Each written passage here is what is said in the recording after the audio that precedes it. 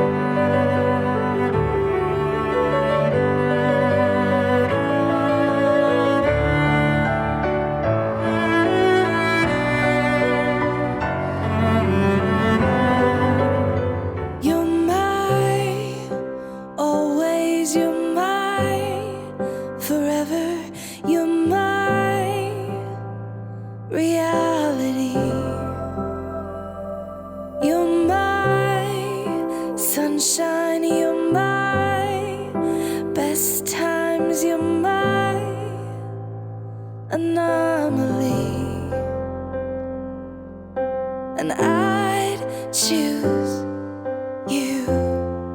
In 100 lifetimes, I'd choose you.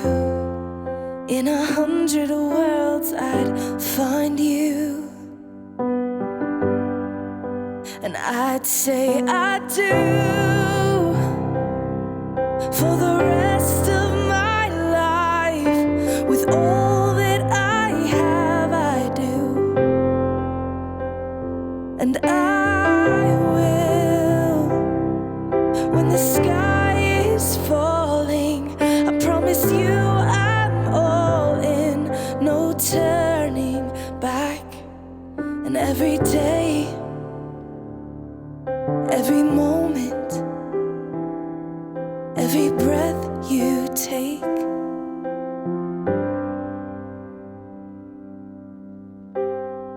I choose you.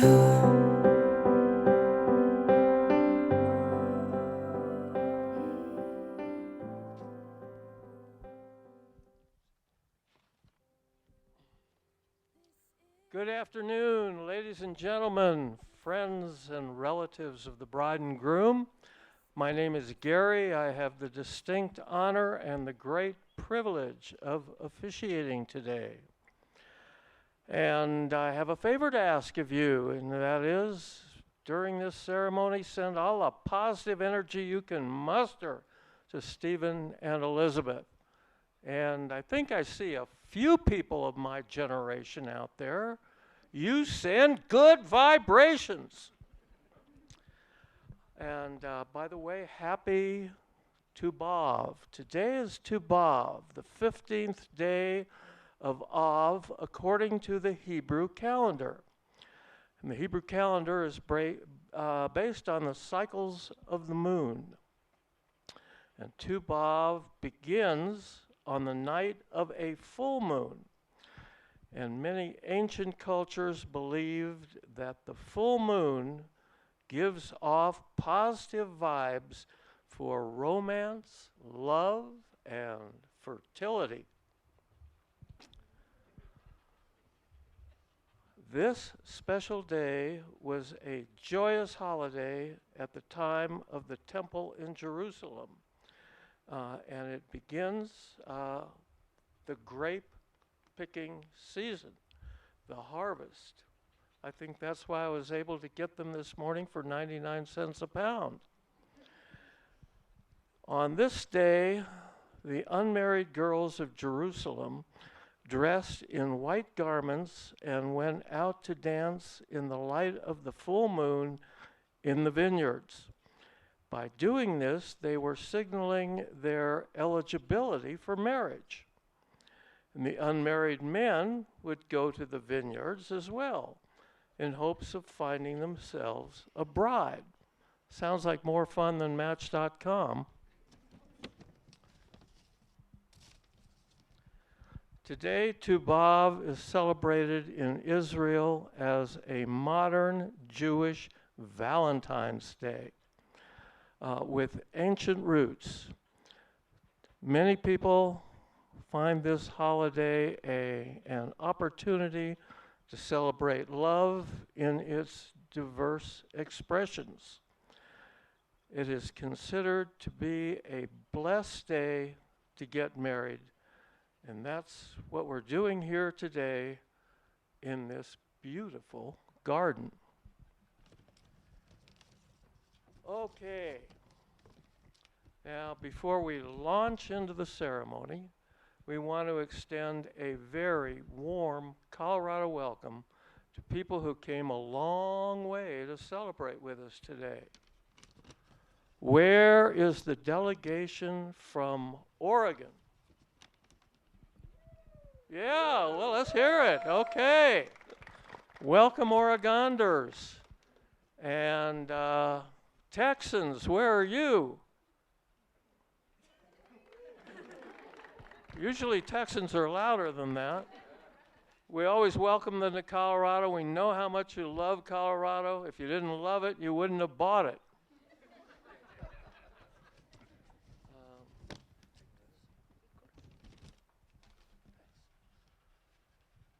And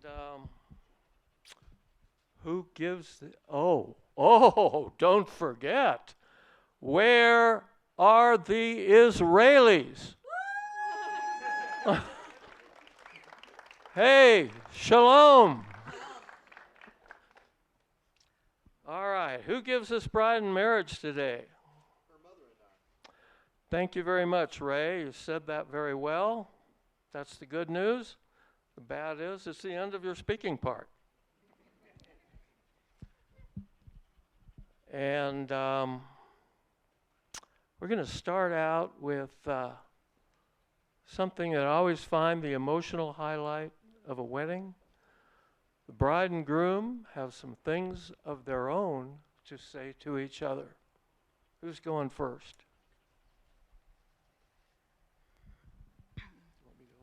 Sure, thank you. Well, you know I write things better than I say them, so this is what I did. Keep that close to your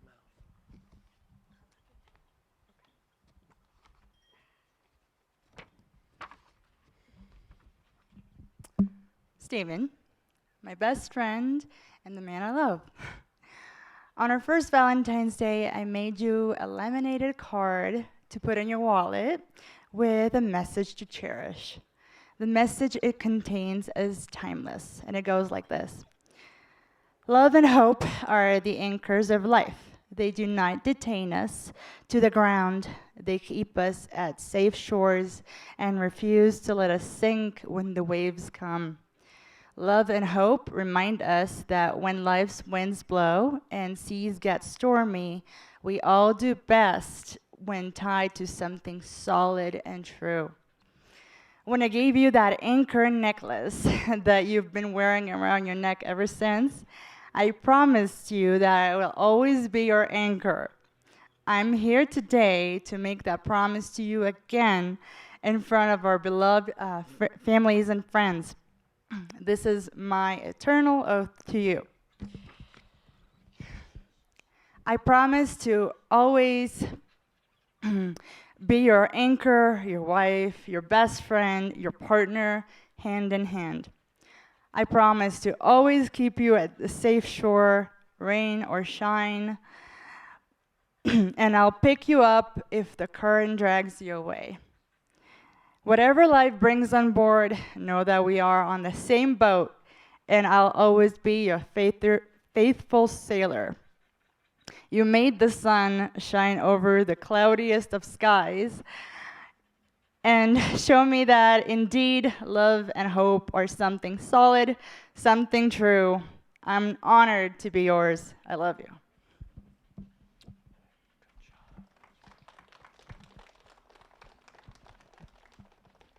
Man, that's tough to follow.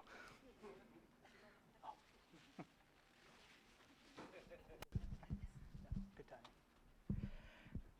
Liz, a lot of what I was going to say has been said. But with that, 4 years ago, I got to meet you as a friend. And I think that's something that makes this whole thing special, because we've been friends first. And we'll continue to be best friends. So that's my first vow. We will always be best friends. Second, I'm incredibly lucky here today because I'm not just marrying one woman. I'm marrying two. Where is she? There she is. So I promise you that I will not only take care of you, I'll take care of Abigail as well, with all the love in my heart. And we're going to go through hard times. We already have. And you know what? We got through them.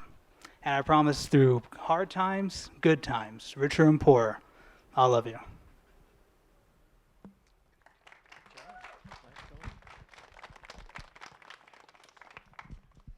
Okay, gentleman here has some rings.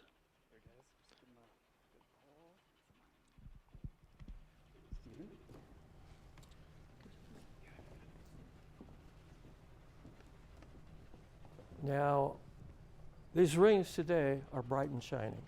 That's what we expect on wedding day. 40, 50 years from now, maybe not so bright and shiny, even a little nicked up, no less beautiful, because they will still be symbols of your love for one another.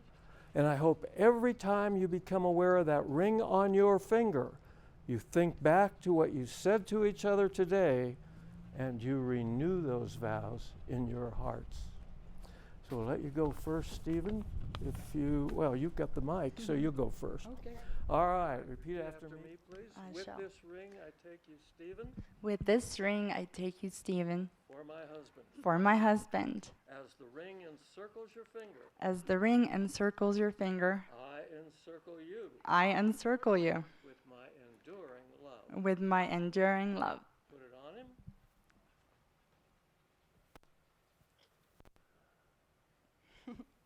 Love it when those rings go on easy and don't have to. All right.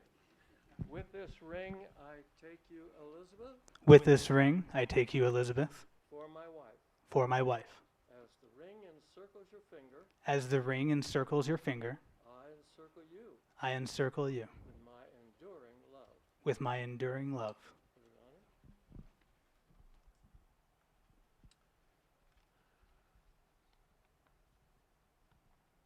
Now, at these events, I always have the best view. I get to look right out at these people. I want you to turn around just for a minute here and take in all these folks sending you love and support. It's a beautiful scene. The photographers are always taking pictures of us instead of this wonderful scene. All right. So now we have the blessing of the wine, and I get to say a blessing over it. Guess it's back here. Baruch atah Adonai Eloheinu melech ha'olam. Blessed art thou, O Lord our God, who brings forth fruit from the vine. And now I'll let you do what you do.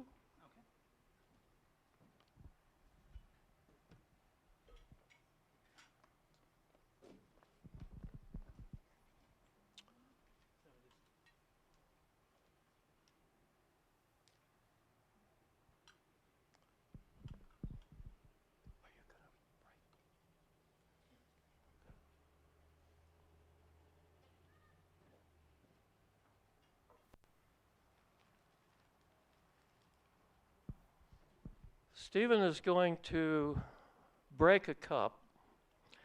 There are various explanations of the symbolism. I always like the one that's sort of reverse Humpty Dumpty.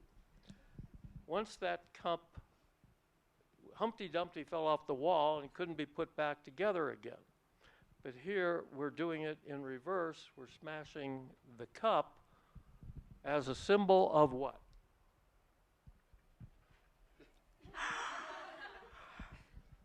I actually don't know why they do that. But since it's a fusion wedding, we shall do it. Okay, go for it, man. All right. Yeah. Have a nice keepsake. There's no. All right.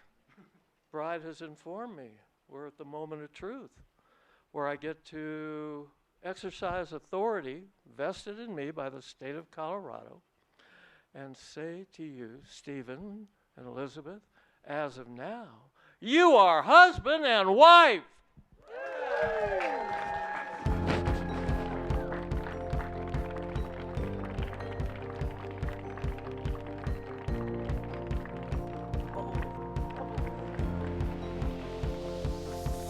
It's a beautiful night. We're looking for something